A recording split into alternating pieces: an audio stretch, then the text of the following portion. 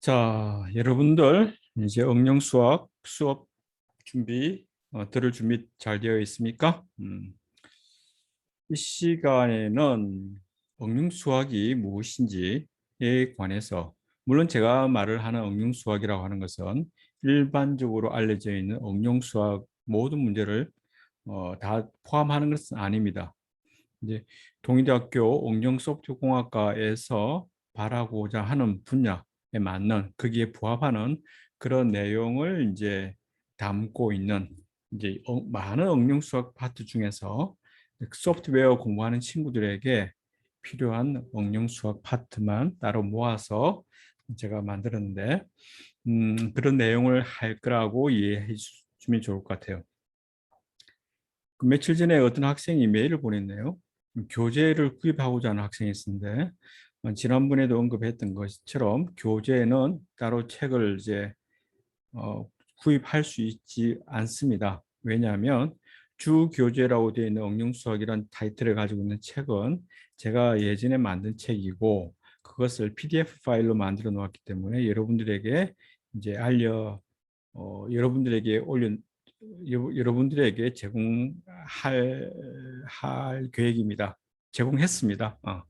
지금 도어 시스템에 보면 강의 자료를 보시게 되면 교재에 관한 부분 PDF 파일이 일단 두 개가 올라가 있는데 하나는 주 교재 응용 수학 제가 이 수업에 대체적으로 이제 얘기하는 분야 어떤 내용들을 담아놓은 책이 있는데 내용이 있는데 그 부분에 전반적인 다른 곳이 있고 이제 그래서 주 교재로 되어 있는 부분은 이제 한글로 되어 있고요. 그 다음에 부교재로 되어 있는 Mathematics for Machine Learning이라고 하는 교재는 어, 영국 런던에 있는 임페리얼 칼리지에 있는 교수가 만든 책으로서 그것 또한 PDF 파일이 올려져 있습니다.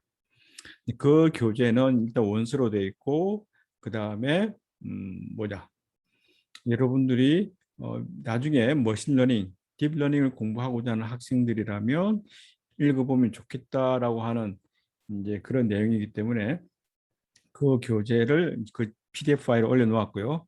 혹시 나중에 따로 그쪽 분야에 대해서 공부를 하고자 하는 친구들이 있다면 모임을 가지면 제가 따로 그 책에 관해서 여러분들에게 이제 가르쳐 드리도록 하겠습니다. 그런 팀을 만들어주면 좋겠네. 음. 그래서 일단 제가 이번 강의에서 딥러닝 부분을 뒷부분에서 강의한다고 그랬는데 거기에 관한 것에 백그라운드에 해당되는 수학에 관계되는 내용들이 부교재에 포함되어 있고 마지막 부분에서 강의할 내용은 일본 사람이 쓴 책에 관해서 제가 따로 자료를 나눠드려 가지고 여러분들이 볼 수 있도록 만들어 드릴 테니까 걱정 안 해도 될 것 같아요. 그리고 주 교재가 여러분 보시게 되면 연습 문제가 포함되어 있지 않습니다. 제가 따로 연습 문제를 만들지 않았는데 중간중간에 여러분들이 그 엑사이 프랙티스 할 수 있도록 그 문제를 따로 드리도록 할 테니까 그렇게 하면 좋을 것 같아. 그리고 물론 여러분들이 따로 교재 뭐 도서관 가면 많은 참고 자료가 있으니까 그 주제별로 찾아서 이제 문제를 풀어보면 좋을 것 같습니다. 자, 그렇다면 이제 오늘 이 시간에는 응용 수학이라고 하는 것이 무엇인가에 관해서 뭐 일단 뭐 문제 위주로 한번 접해 볼까요?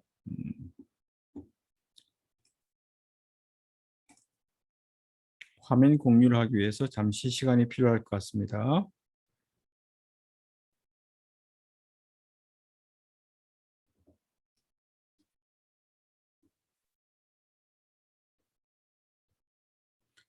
자, 이 내용은 여러분들 도어 시스템에 강의 자료가 올라가 있습니다. 물론 저기 있는 앞부분은 이제 약간 뭐 지난번 강의한 시간 내용이 포함되어 있지만 제가 따로 써놨거든요. 오케이. 말이 꼬이네. 자, 어쨌든 한번 봅시다. 자, 여러분들이 속해 있는 과가 무슨 학과이죠? 뭐 소프트웨어로 공부하는 학과 중에서 응용 소프트웨어 공학과로 되어 있습니다. 여기서 말하는 응용 소프트웨어 공학과. 영어로 보게 되면 Applied Software Engineering. 우리 건물 4층에 보게 되면 응용 소프트웨어 공학이라고 하면서 아랫부분에 영문으로 표현되어 있는데 어플리케이션 소프트웨어 엔지니어링이라고 되어 있는데 어플리케이션이 아니고요. 그 앱을 말하는 것이 아니고 applied라는 의미, 소프트웨어를 응용하는 소프트웨어, 즉 응용된 소프트웨어를 다룬다라는 것이죠. 그 응용된 소프트웨어라고 하는 것은 어떤 의미냐면 우리 실생활에 관계되는 그런 어떤 소프트웨어라고 생각해 주면 될 거예요. 여러분들이 가지고 있는 모바일, 핸드폰에 많은 앱이 포함되어 있죠. 그 다음에 핸드폰에 들어가 있는 어떠한 것들, 그런 것들을 관계되는 소프트웨어를 다루는 어떻게 하면 그런 것을 만들까라고 하는 부분을 생각해 주면 되고요. 그 다음에 여러분들이 뭐 인터넷이라든지 그 다음 PC에서 게임이라든지 우리 실생활에 관계되면서 그 다음에 주차장이라든지 그 다음 여러 가지 여러 지금 우리 삶에서 편리하게 사용하고 있는 대부분의 소프트웨어가 뭐라고 생각하면 되느냐면 응용 소프트웨어다라고 생각해 주면 되죠. 그래서 여기서 말하는 응용이라고 하는 것은 그런 의미에서도 이해할 수 있고 또 이 교재, 이 수업 자체가 응용 수학이잖아요. 응용 수학인데 이것 또한 Applied Mathematics라고 이야기를 합니다. 그래서 수학에는 여러분들이 1학년 때 배웠던 기초 수학이라는 게 있었고 그 다음에 미분적 분학을 배웠었죠. 그 다음에 1학년 2학기 때 배운 게 뭐였더라? 이산수학, 디스크리트 매스가 있었고 여러 가지가 있는데 뭐 옛날에 확률과 통계도 배웠을 거고 여러 가지 고등학교 때 배웠겠죠. 어쨌든 수학이라고 하는 것은 pure mathematics라는 분야와 즉 순수 수학이라는 분야와 그다음에 applied mathematics 응용 수학이라는 분야가 있습니다. 예전에 수학과에서 말하는 이제 수학이라고 하는 것은 pure mathematics 순수 수학을 공부를 했다면 최근에 한 10년, 20년 전부터 우리나라에서는 응용 수학이라는 파트가 이제 많이 대두되고 많은 발전을 해왔죠. 그래서 요즘에는 딥러닝이라든지 그다음에 가상현실이라든지 컴퓨터 비전이라든지 그런 것에 핵심 역할을 하고 기본 펀더멘털한 어떤 툴, 즉 스킬이라고 하는 것은 어디에서 나오느냐면 applied mathematics, 응용 수학이라고 하는 어떤 분야에서 차입을 해서 도입을 한 다음에 실제로 소프트웨어로 프로그래밍 한 그런 결과라고 이해하면 되겠습니다. 결국 요즘에 사용되는 대부분의 소프트웨어의 핵심 키는 뭐라고 부르냐면 문제를 해결할 수 있는 능력인 Applied Mathematics에 해당되는 것이다. 자, 그렇다면 이 교과 과정에서는 여러분들에게 제가 어떤 것을 가르쳐 주고 싶으냐면 문제를 받아서 그 문제를 어떻게 해결할 것인가 그런 어떤 관점에서 수학을 소개하고자 합니다. 즉 물론 이론적인 내용도 포함되겠지만 어떤 문제를 받고 그 문제를 해결하기 위해서는 수학적으로 어떻게 모델링 할 것인가 모델링 한 다음에 그것을 어떻게 수학적으로 풀어서 우리가 찾고자 하는 솔루션 해를 여기서 말하는 해라고 하는 것은 문제에 관한 해답이 되겠죠. 문제에 관한 해답을 수식으로 뽑아내고 그 숫자가 실생활에 관계되는 어떤 실제 문제로 결과로서 답을 해주는 그런 어떤 과정을 공부한다라고 보면 되겠습니다. 물론 모든 과정이 다 디테일하게 어떻게 설명할 수는 없겠지만 여러분들이 지금 대학교 2학년 학생이기 때문에 수학을 많이 알지도 못할 것이고 그 다음에 전공에 대해서 많이 알지도 못할 것이고 그렇지만 그냥 알고 있는 현재 내에서 문제를 해결하고자 한다. 다 몰라도 사실 여러분들이나 나나 모든 것을 다 알지는 못하죠. 이 세상의 모든 문제를 알고 있는 사람은 아무도 없지 않나? 그래서 여러분들 수학하는 것에 대해서 겁내하지 말고 그냥 알고 있는 현재 내에서 모르는 거 있으면 묻고 그 다음에 친구들하고 협의하고 그 다음에 우리가 생각하기에는 답이 이런 거라고 생각합니다 라고 말을 해주면 된다. 이게 정답은 없습니다. 정답은 물론 있을 수도 있겠지만 대부분의 문제는 정답보다도 그냥 지금 현재 상태에서 좋은 솔루션이 무엇인가 내 생각은 내가 생각하기에는 이런 이유 때문에 이것이 좋다고 생각합니다 라고 말할 수 있는 자신감만 있으면 여러분들 앞으로 세상 살아가는데 큰 도움이 될 것 같다라는 생각이 듭니다. 그래서 여러분들이 저랑 함께 이 수업 시간에 이제 어떤 능력을 배양해야 되느냐면은 문제를 해결하기 위해 하는 의욕, 열정만 있으면 좀 더 좋은 결과를 얻지 않을까 그런 생각이 듭니다. 그래서 문제를 던져주고 여러분들이 협의하고 그다음에 답을 찾아내는 그런 형태로 이제 수업을 이끌어 갈까라고 생각합니다. 자, 그리고 앞으로 여러분들이 살아가야 될 세상은 대학교에서 배운 내용으로 한평생을 살아갈 수는 없어요. 왜냐하면 지금 여러분들이 파이썬이라고 하는 랭귀지를 지금 곽강을 많이 붐업 돼가지고 필요하겠지만 조금 더 지나면 더 좋은 프로그래밍 언어가 나오지 않을까? 그 다음에 앱, 웹, 사실 여러분들이 보고 있는 디스플레이 장치가 지금 모니터라든지 TV라든지 모든 게 평면상에 있는 2D 형태이잖아요. 근데 이게 언제까지 이 디스플레이 장치가 2D로만 될까? 홀로그램, 조만간에 홀로그램 형태가 나오지 않을까? 다시 말하면 디스플레이 장치가 2D가 아니라 3차원 형태로 표현될 것이다. 공간 속에서 뭔가 실제로 모양을 표현해주는 그런 형태가 나올 수 있지 않을까요? 그러면 지금 현재 배운 내용 가지고 그 문제를 해결할 수 있을까? 없다는 거죠. 그래서 여러분들이 갖추어야 될 능력이라고 하는 것은 지금 현재 알고 있는, 배우고 있는 내용을 달달달 외우는 것이 아니라 그 문제를 받았을 때 그것을 왜 그렇게 되는 것이고, 아하, 그 다음에 이런 이유 때문에 이렇게 되는 거고, 내가 해결하려고 하는 문제는 이것이니까 그런 방법대로 어떻게 좋은 것을 찾은 다음에 제공해 주는 그런 능력을 길러 놓으면 그 다음에 사회에 나와서 새로운 뭐 조금 전에 말했던 홀로그램이 나온다 그러면 그 홀로그램을 문제 배우면 되겠죠? 배우면 홀로그램이라고 장치는 이런 원리로 이용될 것이니까 만들어지니까 그러면 이런 게 문제가 있고 저런 게 문제가 있을 수 있으니까 그러면 내가 저 문제를 내가 알고 있는 어떤 지식과 아니면 다른 친구들과의 협의를 통해서 함께 해결하면 되는 거니까요. 그래서 앞으로는 모든 문제가 완벽하게 알고 시작하는 그런 것이 아니라 새로운 문제를 많이 접하게 될 거예요.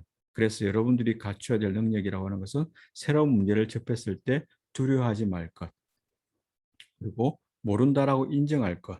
그런 다음에 쉽게 모른다라고 인정하고 나면 그다음부터 모르니까 계속 배워가면 될 거니까. 그래서 배워갈 수 있는 능력을 갖추면 될 거니까요. 그래서 problem based education 이 방법으로 접근하는 것이 앞으로 살아가는 데 있어서 큰 도움이 되지 않을까라는 생각에 이제 제가 이런 방법대로 문제를 강의를 하려고 합니다. 그래서 교재에 관해서 어떤 연습 문제가 따로 있거나 그렇지는 않지만 문제를 함께 만들어 보도록 합시다. 자, 그러면 여러분들 이런 문제 한번 볼까요? 여러분들이 지금 보고 있는 장면은 어떤 장면입니까? 일기 예상도? 일기 예보? 오케이. 지금 서울은 26중 9도, 그 다음에 춘천은 27.7, 25.7도, 부산은 27.2도, 이런 이제 각 지역별로 일기예보가 주어져 있는데, 그러면 여기서 문제가 뭐냐면, 제가 여러분들에게 던지는 질문 하나 해볼까요? 문제 한번 던져볼까? 자, 우리나라에서 지금 현재 이 시점에 기온이 제일 낮은 곳은 어디일까요? 라는 질문을 합니다. 자, 여러분들 어떻게 문제를 이해할 수 있을까? 어떻게 해결하면 좋지? 자, 제일 쉬운 방법. 지금 현재 나와 있는 사각형으로 표현되어 있는 모든 지점, 각 지점별로 뭐가 있죠? 기온이 나와 있으니까 백령도는 23.5, 인천은 26.8. 따라서 그 지역에 나와 있는 빨강색으로 표현되어 있는 기온의 숫자, 기온들을 일일이 다 적은 다음에 그것을 소팅해서 제일 작은 값을 이야기해 주면 되겠지. 자, 그러면 어떤 수치가 제일 적게 될까? 암만 해도 위도가 위쪽이 게 좀 낫겠죠? 23.5도인 백령도가 제일 낮게 나온다라고 대답해 주면 되겠네. 맞나요? 만약에 정답이 백령도라 한다면 그럴 수도 있어요. 그럴 수도 있지만 너무 문제가 쉽지 않을까? 어떻게 이해하면 될까? 그래서 이걸 보게 되면 일단 만약에 조금 전에 그와 같은 방법들을 이야기했다 그러면은 유한계의 위치, 이 지점, 이 지점, 이 지점, 이 지점 몇 개죠? 9개, 10개, 11, 12, 13, 14, 15, 16, 17, 18, 19, 20, 21, 22, 22개의 지점에 22개의 유한계 위치에서 값을 비교하는 것이죠. 그런데 제가 조금 전에 처음 질문이 뭐냐면 우리나라 전 지역 중에서 제일 낮은 곳을 찾으라고 했어요. 제일 낮은 곳의 위치 또는 제일 낮은 곳에서의 기온이 얼마인지를 알고 싶다는 거예요. 그러면 우리나라라고 하는 지역은 이렇게 면적 형태가 나오지 않을까? 2차원 영역이에요. 2차원 영역에서 제일 낮은 값을 찾아야 된다는 것이죠. 그래서 제일 기온이 낮은 지점, 낮은 값이 어쩌면 여기서 제일 낮을 수도 있고 여기서도 제일 낮을 수도 알 수 없는 거잖아요. 즉 파란 곳 위치가 아니라 기온을 측정한 곳의 위치가 아니라 다른 지점에서 제일 낮은 기온이 낮은 값이 나올 수 있다라고 생각을 해줘야 되겠지. 그래서 범위가 달라져. 생각 솔루션을 찾아낼 수 있는 범위를 유한계의 점에서만 생각할 것이 아니라 넓은 영역, 전 범위에서 무한계의 위치에서 제일 낮은 값을 뽑아야 되겠다. 그래서 문제가 쉽지만은 않을 겁니다. 자, 그래서 이런 것을 제일 낮다라고 하는 기준에 부합한다고 하는 것은 미니멈 찾는 거죠. 즉 우리나라 말로 하면은 최소 값을 찾아야 되는 거예요. 이런 최소값을 찾기 위해서 일단 주어진 문제를 어떻게 해야 되겠다? 수학적으로 모델링하는 과정이 필요하다. 수학적으로 모델링해서 이 문제를 어떻게 이제 문제를 수학적으로 이해할 거냐면 첫 번째 과정이 인터폴레이션 과정이 필요하다. 보관법.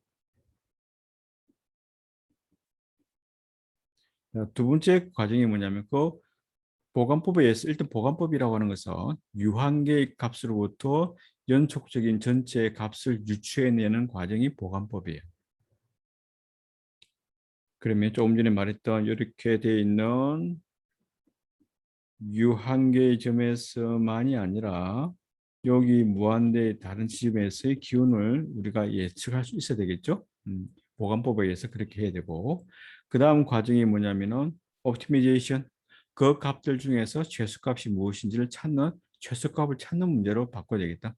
그래서 보관법과 그 다음에 옵티미제이션은 뭐라고 이야기할까? 이걸 영어로 옵티마이제이션 한글로 하면 뭐가 되지? 갑자기 기억이 안 나네. 일단 옵티마이제이션 찾아보세요. 궁극증. 어쨌든 자, 그럼 보관법이라고 하는 것을 여러분들이 잘 일단 우리 이번 학기 배울 겁니다. 이제 간단하게 말을 하면 자, 조금 전에 말했던 것은 2차원 평면상의 2차원 범위에서 2차원 공간에 해당되는 값에서 포인트를 유한계점을 찍었잖아요. 그럼 문제가 좀 복잡하니까 문제를 그러면 간단하게 낮춰볼까? 그럼 2차원 정보를 1차원 정보로 바꿔볼게요. 다시 말하면 x가 0일 때 y 값이 1인 거. 즉 0이라는 지점에서 기온이 1도. 그 다음에 x가 1이라는 지점에서의 기온이 3도. 그 다음에 x가 3일 때 기온이 0도. 그 다음에 x 4위치에서 1. 이렇게 되는 점들이 이제 유한계의 점이 있다고 치면 보관법이라고 하는 것은 뭐냐면 인터폴레이션이라고 하는 것인데 선형 보관이라고 하는 것은 어떻게 선형이니까 만들고자 하는 것이 선형이라고 하는 것은 주어 지점과 주어 지점 이웃에 있는 점들 사이를 뭘로 표현하겠다? 선분으로 연결하겠다. 선분으로 연결하고 선분으로 연결해서 자 이렇게 보관법을 하게 되면 우리가 알 수 있는 값이 뭐냐면 자 예를 들면 1.5에서 값을 유추할 수 있고 1.8에서의 값을 유추할 수 있고 0과 4 사이에 어떠한 지점에서도 값을 우리가 유추할 수 있게 되는 것이죠. 자, 만약에 1차가 아니라 쿼드레틱 2차로 보관하게 되면 만들어지는 곡선이 뭐냐면 만들어지는 보관 함수가 뭐가 나오냐면 이와처럼 2차 곡선 형태로 여기도 2차 그다음 이렇게도 2차 곡선들의 이제 세그멘트 형태가 나옵니다. 자, 이랬을 때도 0과 4 사이에 어떠한 값이라도 어떠한 위치에서도 값을 뽑아낼 수 있게 되는 것이죠. 그래서 1차가 좋은지 2차가 좋은지는 뭐 연속성을 따진다면 2차 보관법이 좋을 거고 뭐 시간을 빠른 시간 안에 어떤 값을 유추하기 위해서는 계산이 적을 거니까 1차가 선행이 더 빠르겠죠. 그래서 여러 가지 목적에 따라서 보관을 1차 보관을 선행 보관으로 할 것인가 2차 보관을 할 것인가 그런 문제로 대두가 됩니다.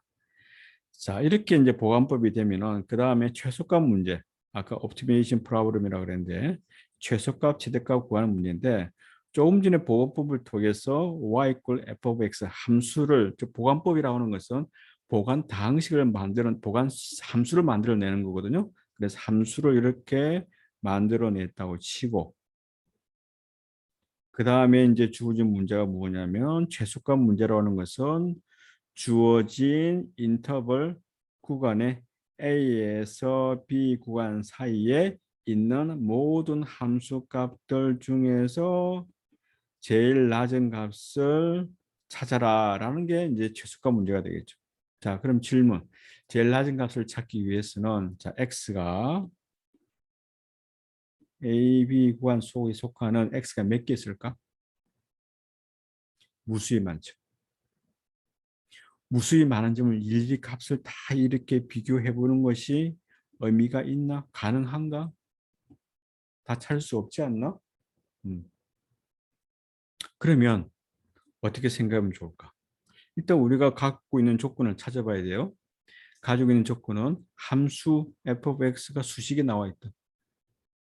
자, 그러면 최소값이 될 수 있는 경우는 일단 유한계 값, 일단 양끝점에 SA 양끝점이 뭐 있죠? A에서 함수값 f of a 함수 수식을 알고 있으니까 f of a를 값을 구할 수 있겠죠? 그 다음에 bs의 함수값 f of b 이 값이 있고 이 값을 알고 있고요. 그 다음에 최소값이 될 수 있는 후보군이 뭐가 있을까요?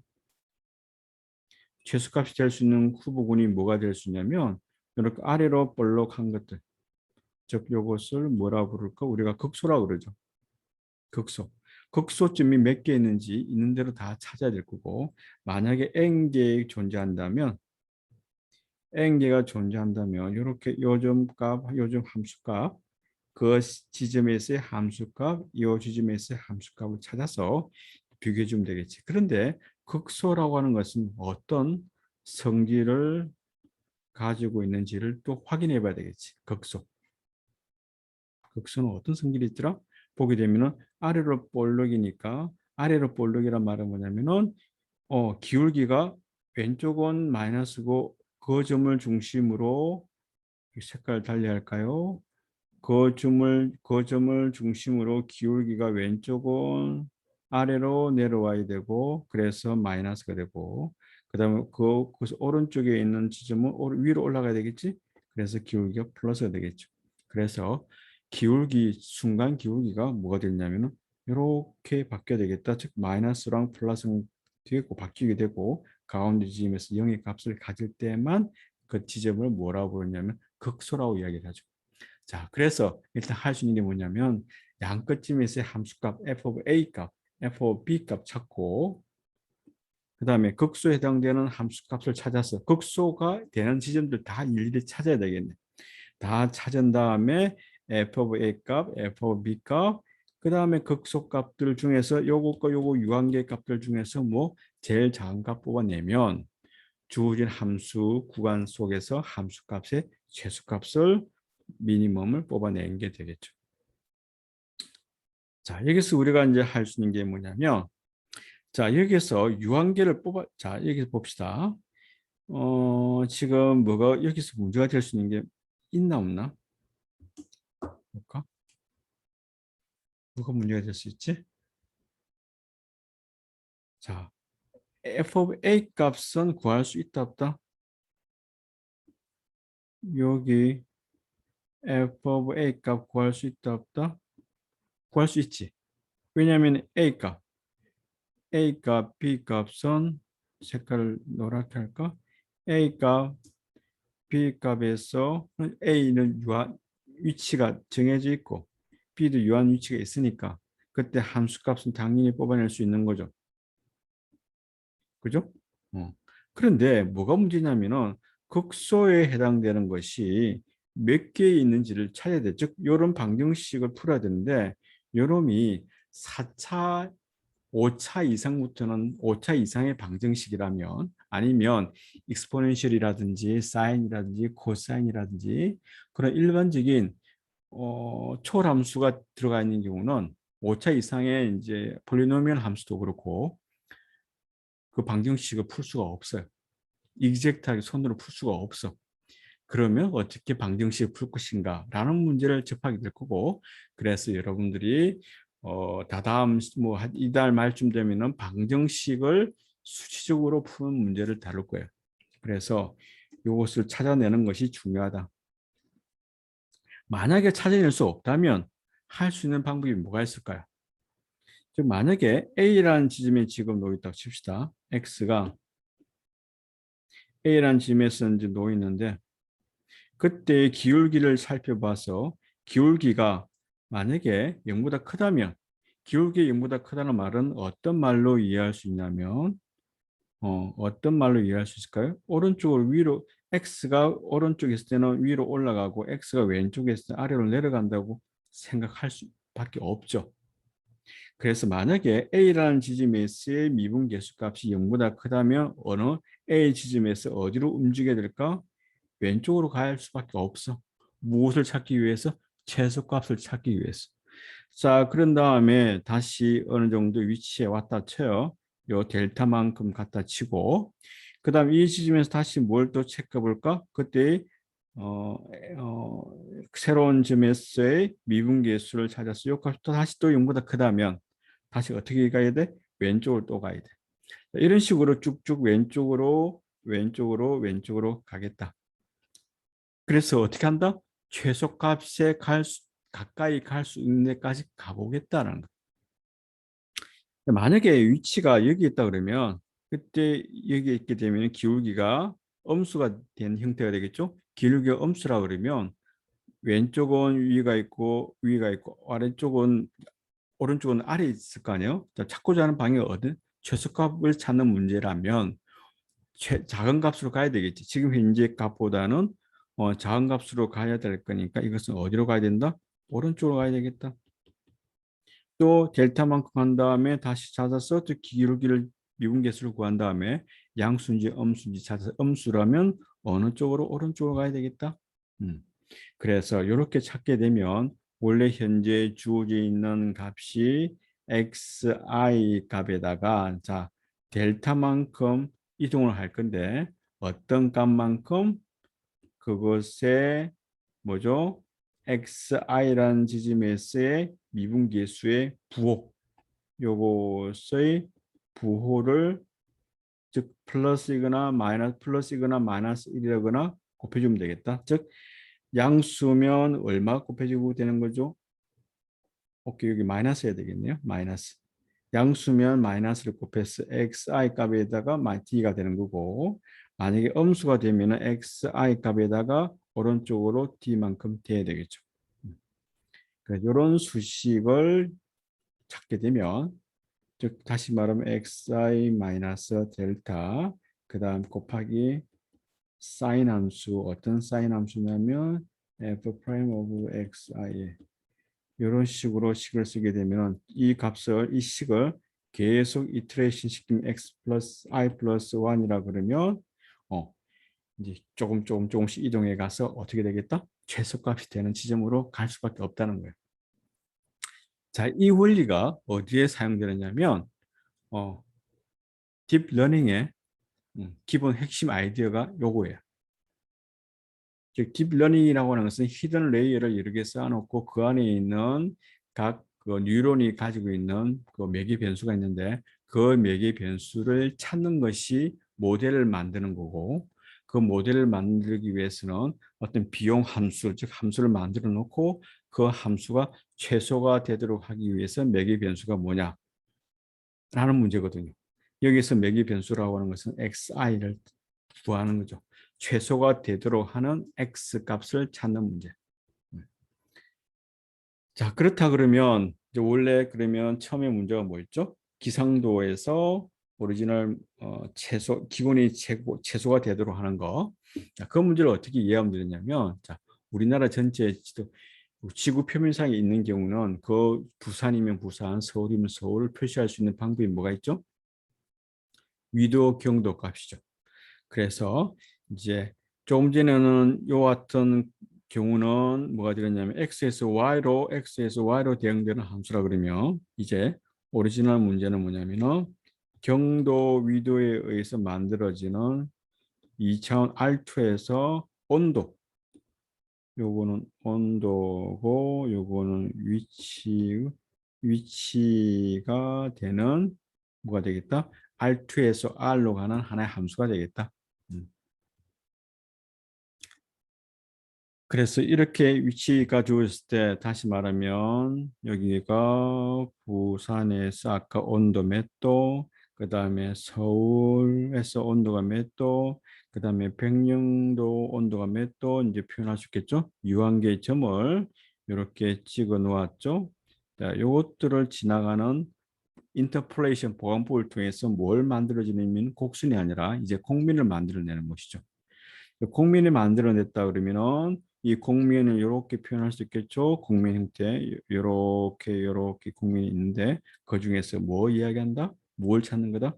최소값을 찾는 건데 최소값을 찾기 위해서는 아래로 올라간 지점들 찾아야 되겠지. 극소 지점을 찾는 문제가 되겠죠. 그래서 전체 주어진 만들어진 곡면 함수를 나중에는 뭐라고 이야기할 거냐면은 비용 함수라고 이야기를 할 거고 비용 함수가 최소가 되도록 하는 문제를 찾는 거랑 동일하다. 그래서 차점 어떻게 할 것인지를 한번 다뤄볼 겁니다. 그 다음에 여러분들이 좀 생각할 수 있는 문제가 뭐냐면 선분과 선분의 교차 문제, 공과 공의 충돌 문제가 있고 그 다음 영상 압축과 차원 추격이라는 방법이 있는데 이것은 나중에 이야기하기로 하고 그래서 지금 이 시간에 여러분들 보았다시피 지금 필요한 게 뭐냐면은 함수 y equal f of x가 주어졌을 때 무엇을 찾는 걸 알아야 되겠다?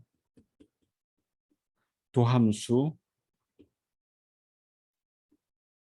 또 미분계수를 구하는 것을 알아야 되겠다.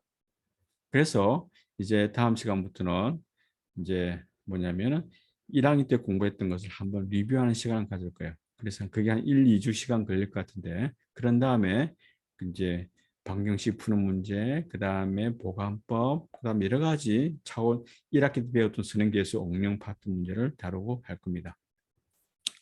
자, 참고로 여러분들에게 이제 이 문제를 한번 기하학적인 문제 한번 이야기 한번 해볼까요? 어떤 걸 이야기해 볼 거냐면 새로 공유 한번 해볼게요. 잠깐만요. 음,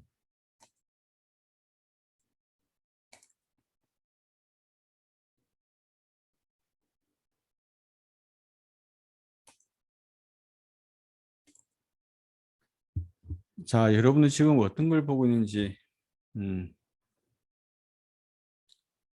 지금 현재 보고 있는 장면은 2차원, 뭐 2차원 평면상에 있는 건데 공이 막 움직인다고 보면 되죠.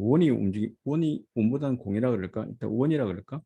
사각형 안에 100개의 공이 이제 막 이렇게 좌우로 움직이는 거예요. 자, 움직일 때 여러분들이 보기에 일단 공과 공이 부딪힌다, 충돌한다. 공과 공이 충돌한다는 것을 어떻게 우리가 모델링을 할까? 어떻게 프로그램을 짜야 될까? 모델링을 해야 코딩을 할 거고, 코딩을 하려고 알고리즘 짜야 될 거 아니야. 어떤 공과 공이, 일단 여기서 고민해야 될 게 뭐다? 공이 움직인다는 것을 어떻게 표현할까? 공이 움직인다는 것을 어떻게 표현할까? 그 다음에 공과 공이 충돌한다는 것을 어떻게 만들어줄까? 즉 다시 말해 if문에 무엇을 집어넣을까? if문 집어넣어서 충돌한다? 그러면 반응해라. 충돌하지 않으면 그대로 공이 가도록 움직여라. 가는 방향 그대로 가게 하라. 충돌한다면 가는 방향, 새로운 방향으로 가야 되겠다. 새로운 방향을 가기 위해서는 무엇을 사용해야 될까? 물리식을 사용해야 되죠. 그래서 여러분들이 1학년 2학기 때 배웠던 물리를 이런 게임 같은 문제에서는 굉장히 중요하게 사용된다 라고 이해하면 되고, 그래서 여기에서 여러분들 봅시다. 이런 보고 있는 장면은 공이 크기도 크고 작고도 있고 어떤 공이 무게도 다르지 않나? 음. 다시 말하면 아주 무거운 놈이 크기랑 상관없이 무거운 놈이 가벼운 놈을 푹 부딪히면 무거운 놈은 조금만 움직여도 가벼운 놈은 갑자기 팍 튕겨 나가야 되는 튕겨 나가 튕겨 나가야 되겠죠? 음. 그런 것 또한 모델링 할 수 있어야 되겠다.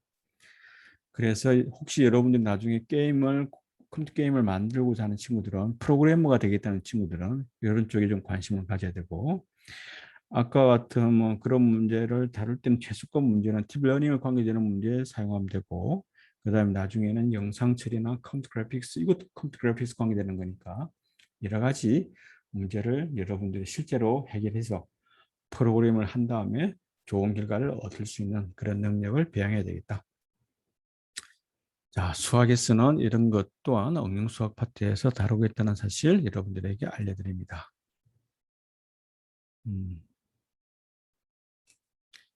그래서 잠시 한번 쉬어가 볼까요?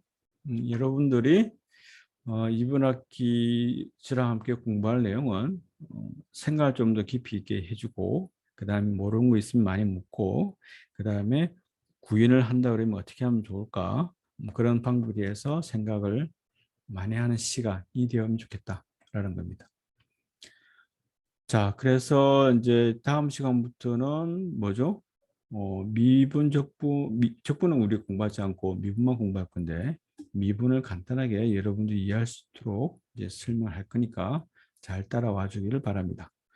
수업 여기서 끝내도록 하겠습니다.